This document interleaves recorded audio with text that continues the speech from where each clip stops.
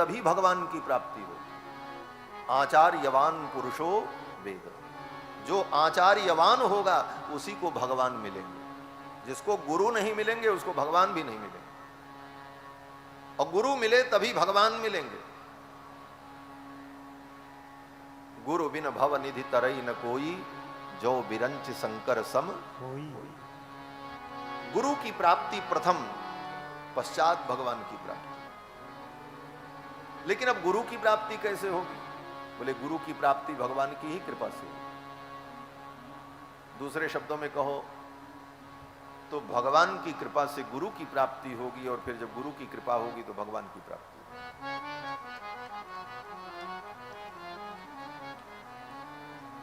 आप कहोगे अन्योन्याश्रय हो जाएगा। बोले ये सब ज्यादा उसमें तर्क बुद्धि लगाने की जरूरत नहीं। भगवान का अकारण भगवान की यही कृपा है, अकारण करुणा। किसी जीव के प्रथम प्रयास को देखकर, उसकी प्रवृत्ति को देखकर भगवान करुणा करते हैं, अकारण करुणा वरुणालय, और किसी आचार्य की प्राप्ति करा देते हैं। फिर उन आचार्य के उपदेश से जीव को भगवत प्राप्ति होता है। नारद जी आए और नारद जी ने कहा, बेटा कहां जा रहे हो? बोले तपस्या करने जा रहे हो। बोले तपस्या कैसे की जाती है पता है?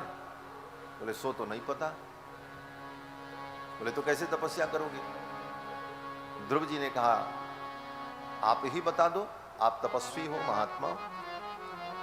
नारद जी ने कहा बेटा जो ज्ञान देता है, जो उपदेश करता है, जो बताता है, वो गुरु होता है। ध्रुव जी ने कहा आप ही मेरे गुरु जी बन जाओ, हम कहां गुरु ढूंढने जाए? आप मिले हो तो आप ही कृपा करो। हाँ, गुरु ढूंढने से नहीं मिलते। भगवान की कृपा से जो सहज प्राप्त हो जाए महापुरुष, वही गुरु है। और आप ढूंढने चलोगे बोले तो आपको गुरु कभी नहीं मिलेगा। हमारे पूज्य स्वामी जी महाराज कहा करते थे कि गुरु को ढूंढने तुम चलोगे तो तुमको गुरु नहीं मिलेंगे, चेला मिलेंगे। क्यों? बोले तुम गुरु के गुरुत्व का निर्णय करोगे कि ये गुरु बनने लायक हैं कि नहीं है, ये ठीक है कि ये ठीक है कि ये ठीक है, सबको तुम तय करोगे, तब तुमको कभी गुरु नहीं मिलेंगे। वो अगर मिले भी, जिनको तुमने गुरु माना, वो गुरु नहीं होंगे, तुम्हारे चेला होंगे। गुरु तो तुम ही बन गए। गुरु तो भगवान की कृपा से प्राप्त है। महाराज नारद जी आए और नारद जी ने कहा बेटा अगर ऐसी बात है तो मैं तुम्हें मंत्र का उपदेश करता हूं। नारद जी ने ध्रुव जी को मंत्र का उपदेश किया।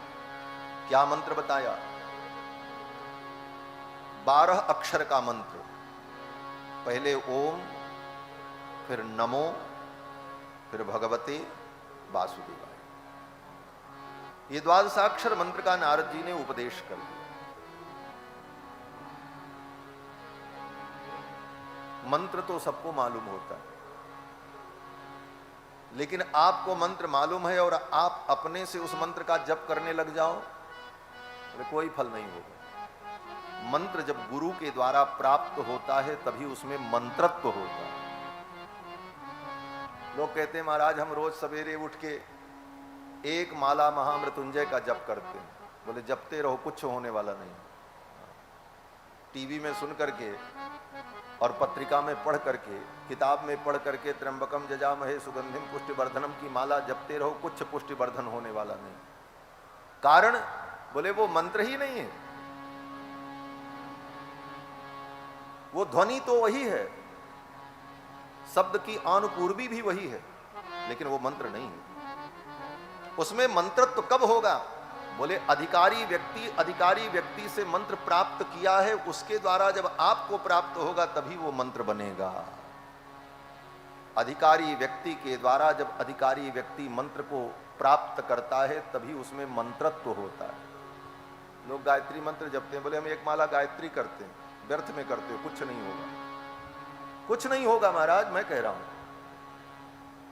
क्यों? बोले गायत्री मंत्र का अगर तुम्हें अधिकार है और उस अधिकार के अनुकूल उपनयन संस्कार के समय में योग्य आचार्य के द्वारा तुम्हें प्राप्त है, तब तो उसके जप का फल है। और ऐसे ही तुम गायत्री याद कर लो, जपते रहो। लोगों के घर में जाओ तो आजकल लोग नए नए धर्मात्मा जो बनते हैं, कहते महाराज हमारे बच्चे को गायत्री मंत्र याद है, सुनाओ बेटा। हाँ सुनाओ बेटा। नरक में ले जा रहे हो उसको तुम। विधि के विपरीत उन मंत्रों का जप कराना, उच्चारण कराना, ये शास्त्र विरुद्ध आचरण पतन का कारण होता है। न ससिद्धिम अवाप्नोति न सुखम न पराम गति। मंत्र में मंत्रत्व तब आता है जब अधिकारी व्यक्ति के द्वारा अधिकारी व्यक्ति को मंत्र प्राप्त हो।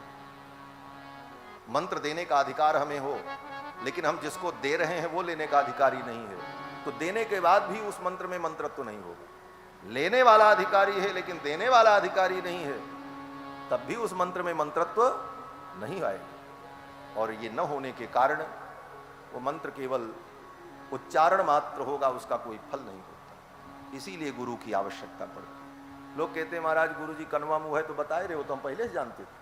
बोले पहले से जानते थे लेकिन उसका कोई फल नहीं था। जब उन्होंने तुम्हारे कान में कह दिया अब उसका फल होगा, अब जपोगे तो फल मिलेगा, ऐसे नहीं मिलेगा। इसीलिए नारद जी ने मंत्र दिया।